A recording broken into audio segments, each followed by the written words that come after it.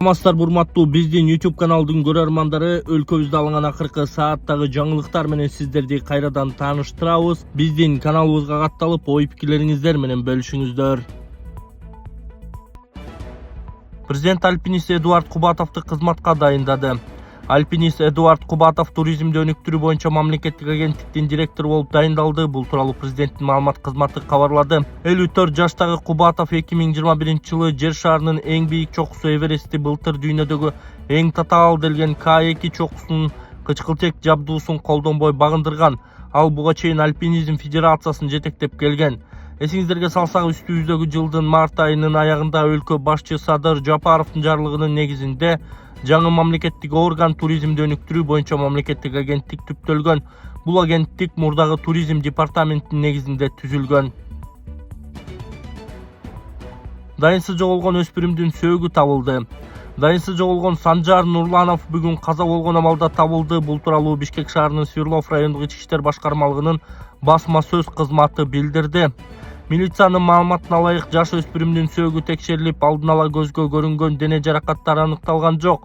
Аталган факт каттоого алынып, өлүмдүн так себебин аныктоо үчүн соттук медициналык экспертиза дайындалган. Санжар Нурланов 4-апрелде дайынсыз жоголгон. Болжол менен саат 18:00-дө Шабдан Баатыр көчөсүндөгү үйүнөн чыгып кеткен бойдон кайтып келген эмес. 6-апрелде анын апасы милицияга кайрылган. Арыз түшкөндөн кийин Борбор калаанын милициясынын бардык бөлүмдөрүнө багыттама таратылып, издөө иштери башталган. Урматтуу Москвадагы мекендештер, Кыргызстанга жүк салууну каалап, бирок кимден жиберүүнү ойлонуп жаткан болсоңуз, биз сиздерге ишенимдүү ишкерди сунуштайбыз. Бул ишкердин аты жөнү Зайырбек Маматкаримов. 12 жылдан бери иш алып барган командасы сиздин аманатка кыянатты кылышпайт. Кыргызстанга салган жүгүңүздү күндүн аптабына же кыштын ызгаарына калтырбастан атайын жүк сактоочу кампасы Бишкек шаары Профсоюз көчөсү 38/1 дарегинде жайгашкан.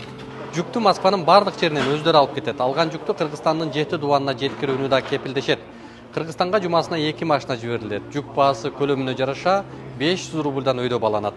Дареги Нижегородское метросу, Перовское шоссе 9, строение 7. Байланыш номерлери +7 926 788 70 70, +7 929 624 63 64. Азия чемпионатында Мээрим алтын, Айпери күмүш медаль тагынды. Бишкекте өтүп жаткан Азия чемпионатында Мээрим Жуманазарова алтын тагынса, Айпери Медет кызына күмүш медаль буйурду. Мээрим Жуманазарова 68 салмак ченинде жапониялык Мива Морикава менен килемге чыгып 2-1 эсебинде жеңишке жетти. Ал буга чейин кытайлык атаандашын жеңип финалга жолдомо алган. Ал эми Айпери Медет кызы монголиялык Даванасан Энх Амар менен килемге чыккан. Бирок балбан кыз беттештин акыркы секундаларында жеңишти атаандашына алдырып 4-2 эсебинде жеңилди. Эсиңиздерге сала кетсек, Айпери Медет кызы 1-4 финалда кытайлык Вен Цзилини 6-6 эсебинде утуп, жарым финалда тайбейлик спортчу Хуэй Чангты 11-0 эсебинде жеңип алган. Садыр Жапаров Ош шаарындагы 10 мектептин курулушуна капсула салды. Президент Садыр Жапаров Ош шаарында турукташтыруу фондунун эсебинен 10 орто мектептин курулушун баштоо аземине катышты. Бул тууралуу анын маалымат кызматы кабарлады. Иш-чара президенттин Ош облусуна болгон иш сапарынын алкагында өттү. Кайсы гана өлкөнү албайлы, илим билимдин аркасында гана өнүгүү жолуна түшкөндүгүнө тарых барактарынан күбө болуп келебиз. Кезинде даанышман ойчул бабабыз Жусуп Баласагындын билим бийик, түгөнбөс, окуу улук, адам үчүн бул эми артыкчылык деп айтканы бар. Мына ошондуктан биздин экинчи борборубуз Ош шаарында 10 мектептин пайдаланууну түптөлүшү жеке эле Ош шаары үчүн эмес, жалпы өлкөбүз үчүн, жамы журтубуз үчүн чоң окуя десем жаңылышпайм, деди Садыр Жапаров. Өлкө башчынын маалымат катчысы Аскат Алыгөзов республикалык бюджеттин эсебинен дагы 5 мектептин курулушу уланып жатканын белгиледи. 15 билим уясы ишке кирсе, орундардын тартыштыгы 22%га чейин кыскарат. Учурда Ош шаарында мамлекеттик 70 мектепте 100 миңден ашуун окуучу билим алып жатат. Ал эми мамлекеттик мектептердин сыйымдуулугу болгону 46 миңден ашуун гана окуучуга эсептелген. Бул иш жүзүнө мектептер 2 эседен ашык жүктөө менен иштеп жатканын көрсөтөт. Белгилей кетсек, мамлекет башчы иш сапарынын алкагында бир катар өнөр жай жана социалдык объектилердин ишин жана курулушун көрөт. Кумтөрдүн отчёту эл аралык аудитор Эрнст Йонг тарабынан тастыкталды. Эл аралык көз карандысы аудитордук Эрнст Йонг аудит компаниясы Кумтөр Gold Company жабык акционердик коомунун 2025 жылга карата финансылык отчеттуулугуна аудит жүргүзүүнү аяктады. Аудит эл аралык аудит стандарттарына ылайык көз карандысыздык жана кесипкөйлүк скептизм принциптерин сактоо менен жүргүзүлдү. Анын жыйынтыгы боюнча компаниянын финансылык отчеттуулугу бардык маанилүү аспектилерди 2025 жылдын 31 декабрына карата анын финансылык абалын, ошондой эле отчеттук мезгилдеги финансы чарбалык ишмердүүлүгүнүн жыйынтыктарын, финансылык отчеттуулуктун эл аралык стандарттарына ылайык так чагылдыра тургандыгы аныкталды. Бул компаниянын финансылык ишмердүүлүгүнүн ачык айкындуулугун тастыктайт. Белгилей кетсек, 2025 жылдын жыйынтыгы боюнча Kumtor Gold Company төмөнкүдөй финансылык көрсөткүчтөргө жетишкен. Киреше 1 миллиард 434 миллион акш доллары, таза пайда 706 миллион акш доллары, өлкө экономикасына болгон салымы, салыктар менен милдеттүү төлөмдөр 242 миллион 507 миң акш долларын, дивидендтер 300 миллион акш долларын түздү. Бул көрсөткүчтөр компаниянын туруктуу ишин жана өлкө экономикасына кошкон салымын көрсөтөт. Маалымат үчүн 2025 жылы кум төргөнүндө 12.081 килограмм алтын өндүрүлгөн.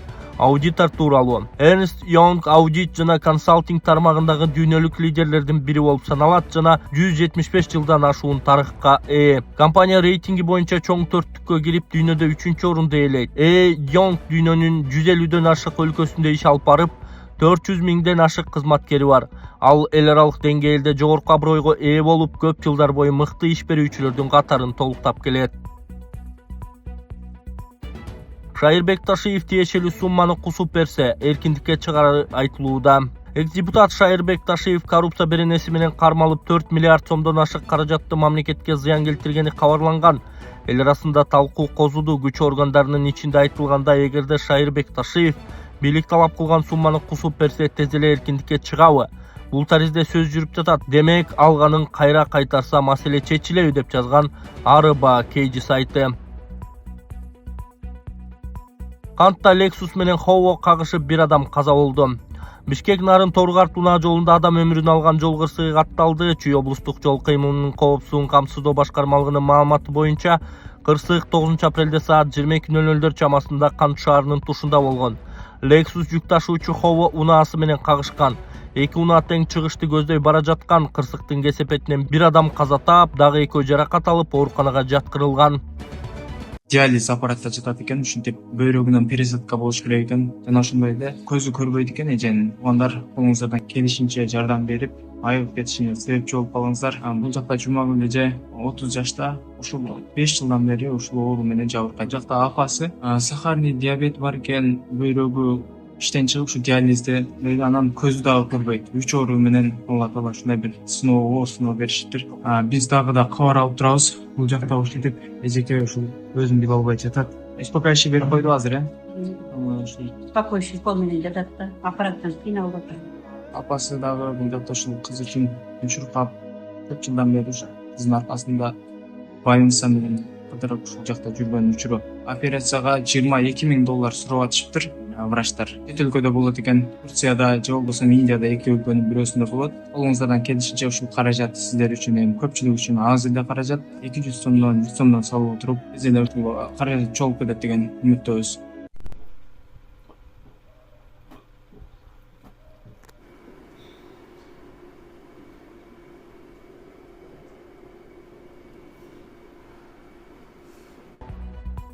Бишкекте 6-кабаттан энеси менен кулаган бөбө комадан чыкты. Бишкектеги Жалгичи районундагы көп кабаттуу үйлөрдүн биринен апасы менен кошо 6-кабаттан кулаган 5 жашар кыз комадан чыкты. Саламаттык сактоо министрлигинен билдиришкендей, кыздын абалы туруктуу.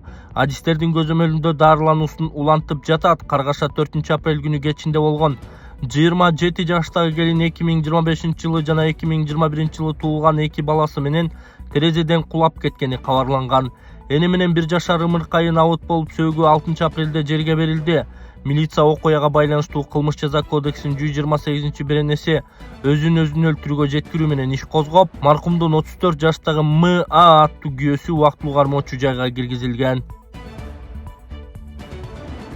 Бишкекте космонавт Салижан Шариповго саат тапшырылды. 10 апрелде Бишкек шаарында Кыргызстандын эки жолку баатыры, Россиянын баатыры космонавт Салижан Шарипов менен жолугушуу өттү. Бул тууралуу мэриянын басма сөз кызматы билдирди. Жолугушуунун жүрүшүндө шаар башчысы Айбек Жунушалиев космонавттын жетишкендиктери жана бул тармактын өнүгүшүнө кошкон салымы менен сыймыктанаарын белгиледи. Сиңирген эмгегин таануу иретинде Салижан Шариповго эстелик белек катары Бишкек шаарынын мэриясынын энчүлүү кол сааты тапшырылды. Салижан Шарипов алгачкы космостук учуусун 1998 жылдын 23 январынан 31 январына чейин STS-89 программасы боюнча Endeavour космос кемесинде учуу адиси катары ишке ашырган. Экинчи учуусу 2004 жылдын 14 октябрынан 2005 жылдын 25 апрелине чейин созулган. Ал эл аралык космос станциясынын борт инженери жана Лерой Чиао менен бирге Союз ТМА-5 транспорттук кемесинин командири болгон. Миссия учурунда ачык космоско 2 жолу чыгып, анда жалпысынан 10 саатка жакын убакыт өткөргөн. Анын космосто болгон жалпы убактысы 201 күндү түзөт. Талас 14 жыл бою иштебей эле маян алып жүргөн кишиге иш козголду. Талас шаарында 14 жыл бою иштебей эле айлык алып жүргөн жаран аныкталып, ал мамлекетке дээрлик 1,5 миллион сом зыян келтирген деп шектелүүдө. Улуттук коопсуздук кызматы маалымат кызматы билдиргендей, ал 2012 жылы Талас медициналык колледжине жумушка кабыл алынган. Бирок ишке киргенден бери өзүнүн кызматтык милдеттерин аткарган эмес. Бул аралыкта жасалма тотулган табелдердин негизинде ага маяна үзгүлтүксүз төлөнүп келген. Бул факт боюнча кылмыш жаза кодексинин 210-беренеси ишенип берилген мүлктү ыйгарып алуу же коротуу менен иш козголгон. Текшерүүнүн жыйынтыгында мамлекетке келтирилген зыяндын көлөмү 1,492,335 сомду түзгөнү аныкталды. Учурда тергөө улантылууда. Эдил Байсалов АКШга элчи болуп дайындалды.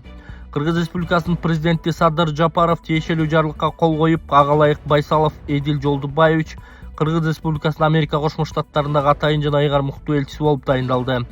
Ошол эле жарлык менен ал министрлер кабинетинин төрагасынын орун басары кызматынан бошотулду. Чечим Конституциянын 70-беренесинин 1-бөлүгүнүн 4-пунктуна, 6-бөлүгүнүн 4-пунктуна жана 71-беренесине ылайык кабыл алынган. Буга чейин Эдил Байсалов министрлер кабинетинин төрагасынын орун басары кызматынан кетээрин билдирген.